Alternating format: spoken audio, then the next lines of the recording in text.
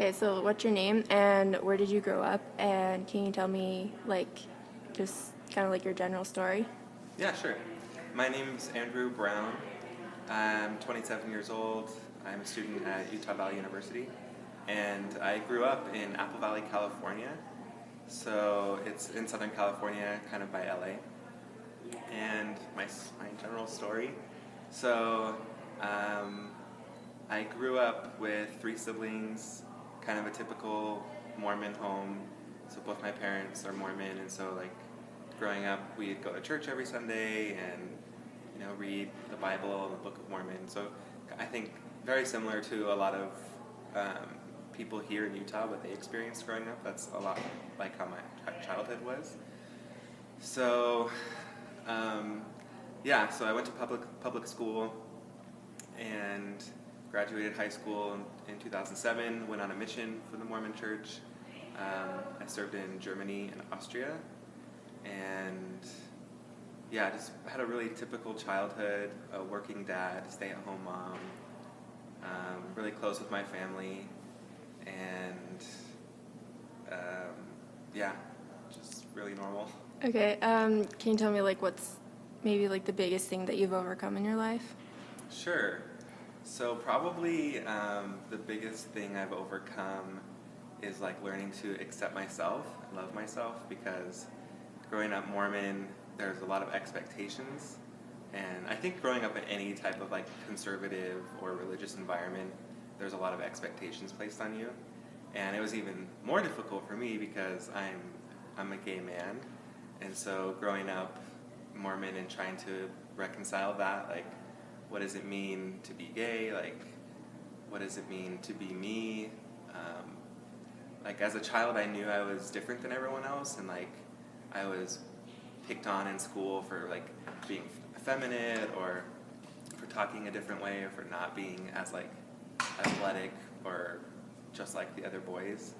And so I knew from a young age that I was different, but I didn't know what that meant. And then as a teenager, I learned there's other people out there that have that same experience, that they are attracted to the same sex, and it's not wrong, it's not bad. And so having to reconcile what I was taught at church and what I was taught by my parents with what I actually felt inside, which was different than that, was really difficult. And it took me a long time to go through that process. So I kind of just ignored it for a long time. In high school, I didn't date, and I didn't worry about it. I didn't come out, I didn't tell anyone. But then after serving a mission and coming back to the States, I realized I have to deal with this, or I'm never going to be happy. I'm never going to find anyone or have a relationship if I don't deal with it.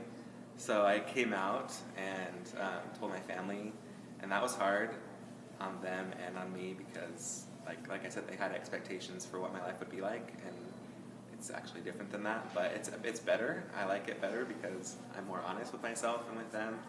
And they've come around, they accept and love me now. I think they struggled in the beginning just because of their religious beliefs, but now we're really close, and they understand that this is who I really am, and it wasn't a choice that I made. It's just something that's natural, and then it's so much more healthy and happy for me to be myself and to be honest with myself. So now I do feel like I've overcome that. I don't worry at all about what other people think, or what my family thinks, or what God thinks. I just am happy being who I am, and being the best person that I can be without all of that pressure.